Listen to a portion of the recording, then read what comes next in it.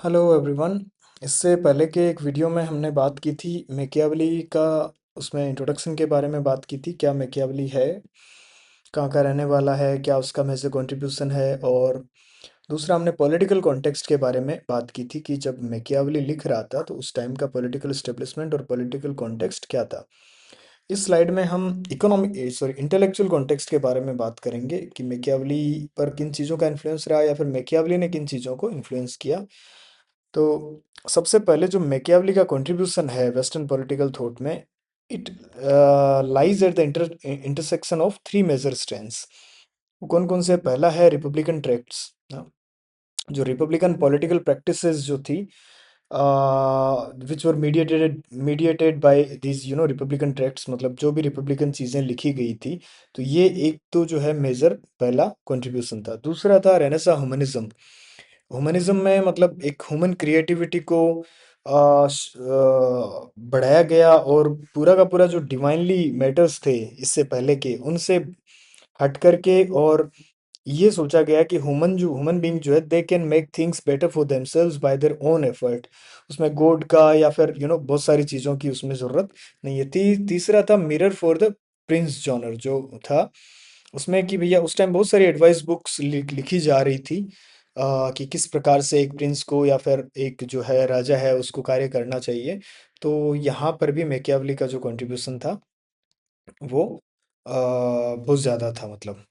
तो Italian Renaissance जो था, अगर बात करें तो इटालियन रेनेसा जो है, लास्की बोलता है कि Machiavelli was the child of Renaissance ना, मतलब उस टाइम का जो दौर था, he stood on the verge of modernity.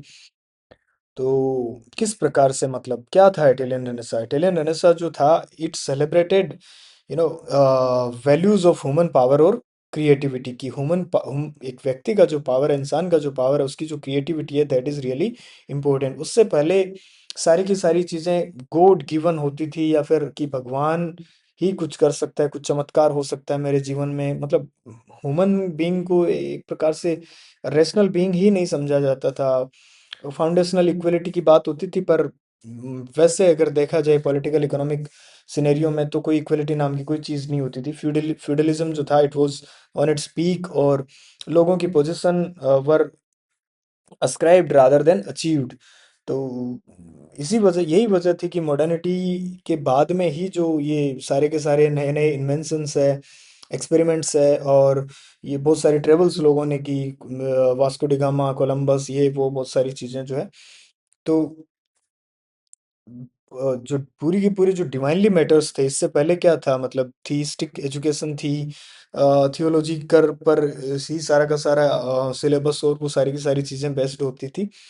तो वहाँ से हट करके शिफ्ट जो है, फोकस जो है शिफ्ट हुआ लोगों का। ये बोला जाता था कि ह्यूमन बीइंग्स जो है they can shape their own destiny, है ना। पहले ये था कि लिख दिया गया है, मतलब fatalism was also at its peak, कि भाग्यवाद जो होता था कि भैया भाग्य में जो है वही होगा। Also man is the measure of everything, है ना। ये हालांकि ये जो फेमस फिलोसॉफिकल स्टेटमेंट है, ये एंशंट ग्रीक में जो प्रोटेगोरस और इन सब ने दिया था, लेकिन यहाँ पर ये चीज़ और ज़्यादा क्लियरली दिख करके सामने आने लगी। अब इसी प्रकार से, इसी वजह से जो है बोलता है, लास्की बोलता है कि Machiavelli was the child of Renaissance, या फिर the entire Renaissance was in the writings of Machiavelli. उसके जो प्रिंस के डिसीजंस जो है, they reflected political compulsions rather than religious precepts. ठीक है, तो इस वजह से लस्की जो है, डनिंग भी बोलता है यही बात जो है। डनिंग बोलता है कि Machiavelli stood on the border line between middle ages and modern ages. किस प्रकार से? बोले कि he asserted in the modern age by reading politics of the vassalage of religion, कि उसने जो रिलीजन के प्रभाव में था पॉलिटिक्स पूरा का पूरा, उस प्रभाव को एक प्रकार से खत्म किया, उसको उससे छुटकारा दिलाया। ठीक है, तो इसी प्रकार से जो है जो रेनेसा ह्यूमनिज्म जो था, ये यही है, मतलब रेनेसा ह्यूमनिज्म कुल मिलाकर के यही है। रिपब्लिकन ट्रैक्ट्स भी उस टाइम एक प्रकार से बहुत सारे सिटी स्टेट्स में जो है रिपब्लिकन फॉर्म ऑफ गवर्नमेंट थी। रिपब्लिकन फॉर्म ऑफ गवर्नमेंट भी, मतलब एटलीस्ट रिपब्लिकन पॉलिटिकल प्रैक्टिसेस जरूर थी। लेकिन एक जो रिपब्लिकन की पॉलिटिकल थियरी है, ये अभी तक स्टेब्लिश अच्छे तरीके से नहीं हुई थी। इसी वजह से बैरॉन करके एक पॉलिटिकल थियरिस्ट है, वो बोलता है कि मैकियावेली का जो ओरिजिनलिटी और उसका कंट्रीब्यूशन है, it lies in developing a political theory of republicanism, BARON, Baron. ये इस प्रकार की चीजें बहुत ज्यादा पूछी जाती है कई बार एग्जाम में, है ना। इसी प्रकार से स्किनर, क्विंटन स्किनर है, उसका तो बहुत ज़्यादा काम है मैकियावेली पर। तो ये सारी की सारी चीज़ें हमें जो है मैकियावेली की राइटिंग्स में, मैकियावेली की राइटिंग्स में देखने को मिलती है। और ये इंटेलेक्चुअल कॉन्टेक्स्ट जो इटालियन रेनेसा का, असरिंग इन ऑफ द मॉडर्न एज, ये सारी की सारी चीज़ें हमें ध्यान में रखनी पड़ेगी मैकियावेली को पढ़ने के लिए। इसीलिए he came up with a noble idea of human nature. उससे पहले ह्यूमन नेचर को, आपको पता है, क्रिश्चियनिटी से इन्फ्लुएंस था और बहुत ही अलग प्रकार से प्रोजेक्ट किया जाता था। मैकियावेली ने एकदम उलट कर दिया उसको। वो क्या होना चाहिए इस पर फोकस नहीं कर रहा था, ह्यूमन नेचर किस प्रकार का होना चाहिए। रिलीजन में मोस्टली यही, रिलीजन में भी यही होता है कहीं ना कहीं। वो ये बता रहा है कि ह्यूमन नेचर किस प्रकार का है ना, सेल्फिश है, पावर सीकिंग है, ब्रूटल है, और यू you नो जो भी चीजें वो बोलता है ह्यूमन नेचर के बारे में। तो ये कुछ मेजर डेवलपमेंट्स थे मैकियावेली के टाइम के। रेनेसा ह्यूमनिज्म, लास्ट की कोलसिम चाइल्ड ऑफ रेनेसा, बहुत बार एग्जाम में ये चीज़ पूछ पूछ ली गई है। इसी प्रकार से रिफॉर्मेशन भी उस टाइम जो शुरुआत होती है, ये एक प्रकार से जो प्रोटेस्टेंट मूवमेंट थे, वो सेकुलरिज्म की तरफ लेकर के गए पूरे के पूरे डिस्कोर्स को। एंड ऑल्सो दैट कि रिलीजन जो है, it belongs to the personal sphere of an individual, it should not be the task of the state to say कि भैया क्या करना है क्या नहीं करना, किस प्रकार से करना है। आगे जाकर के लोग भी यही बात बोलता है कि the care of man soul lies to himself, है ना, state has no right to meddle in its affairs. Okay. तो एक प्रकार से तीसरा ये है कि फ्यूडलिज्म जो था वो भी कहीं ना कहीं ब्रेक हो रहा होता है। मैकियावेली जो है वो बोलता भी है कि प्रिंस जो है he should support common people rather than nobles. Capitalism जो है उसका भी उदय हो रहा होता है धीरे धीरे धीरे धीरे जो है। मैकियावेली ने जो ह्यूमन नेचर को जिस प्रकार से डिस्क्राइब किया, वो कहीं ना कहीं जो कैपिटलिस्ट क्लास की साइकोलॉजी है उससे भी कहीं ना कहीं मेल खा रहा होता है। And rise of nation states, है ना, द एज ऑफ एम्पायर्स जो इससे पहले चल रहा था, ये इस पर कहीं ना कहीं भाई प्रिंट कैपिटलिज्म की शुरुआत होती है। लोगों को पता चलता है कि भैया इतने नज़दीक या फिर इतने बड़े एरिया में हमारे जैसे बोलने वाले खाने वाले लोग हैं, तो क्यों ना हम, हमारा तो एक अलग नेशन होना चाहिए, हमारा तो एक अलग स्टेट होना चाहिए। तो ये इसकी भी कहीं ना कहीं शुरुआत होती है। It was also an age of geographical explorations, है ना, Columbus, Vasco de Gama. It was also an age of scientific revolutions. तो न्यूटन, गैलीलियो, और इसके जस्ट बाद में शुरुआत हो ही जाती है। तो उससे पहले भी जो है केपलर वगैरह, मतलब I do not really exactly know the timeline और द क्रोनोलॉजी, पर हाँ, ये सब सारी की सारी चीज़ें उस टाइम कहीं ना कहीं किसी न किसी रूप में, छोटे रूप में, बड़े रूप में चल रही होती है। तो that was the intellectual context before Machiavelli, or the context in which Machiavelli was born or was responding to, है ना। तो ये सारी चीजें अगर हम ध्यान में रखेंगे तो it will make the reading Machiavelli will make much more sense। okay, slide में इतना ही। Thank you for watching. Hello all.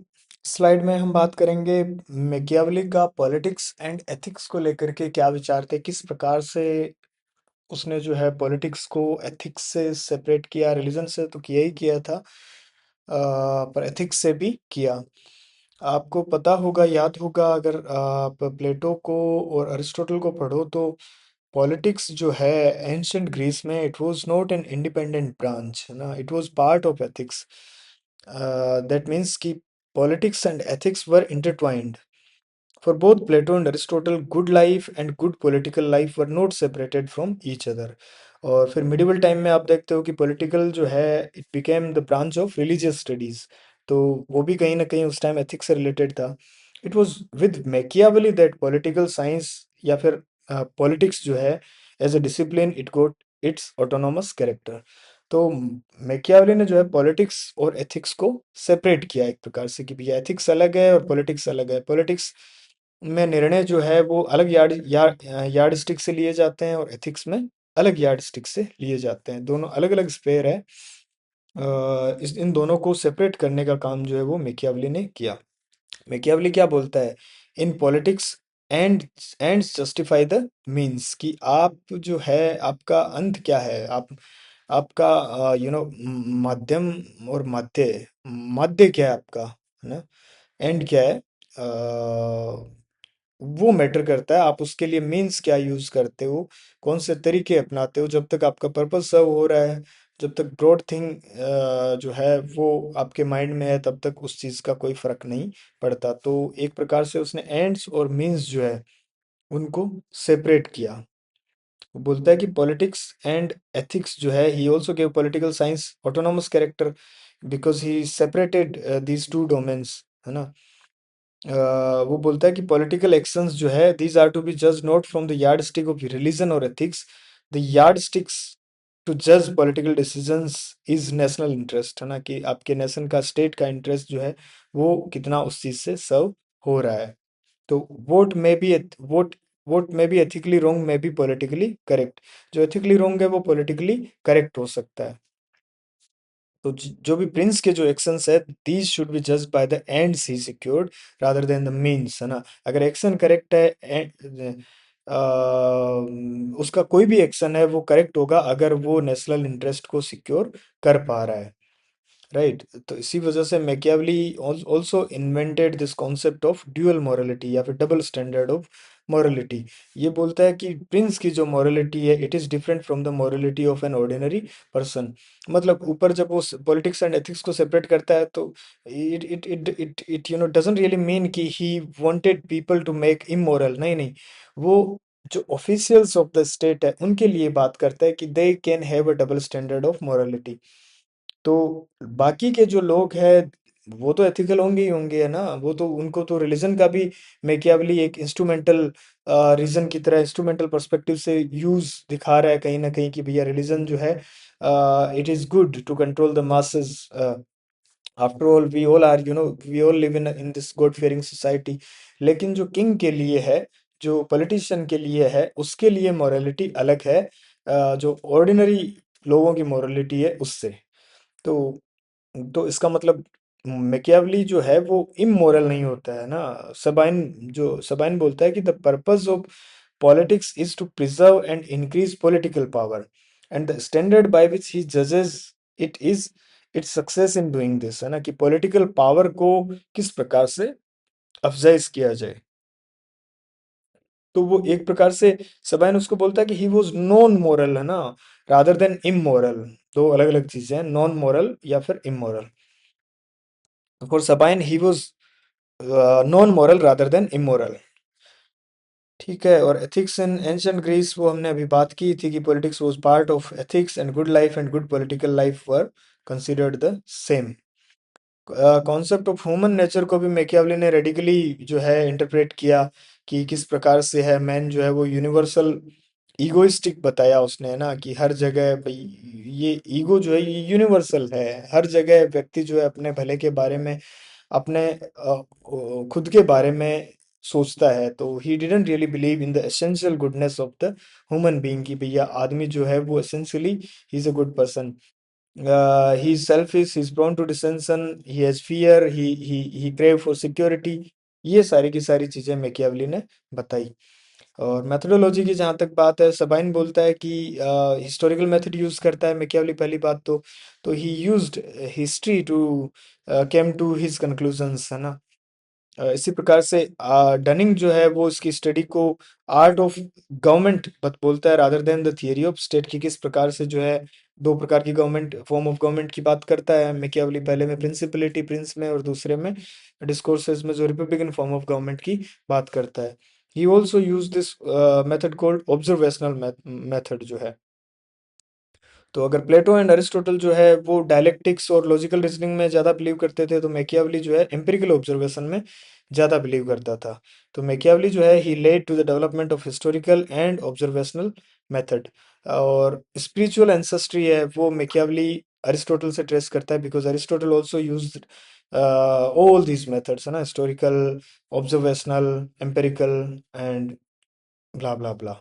Also कई बार एग्जाम में ये भी पूछ लिया जाता है कि which among the following thinkers ignores Aristotle the most, तो आंसर इज होब्स, है ना। जब हम थॉमस होब्स को पढ़ेंगे तो बात करेंगे कि किस प्रकार से वो रेडिकली मतलब बहुत सारी चीजें अलग बोलता है, जैसे अरिस्टोटल बोलता है उनसे।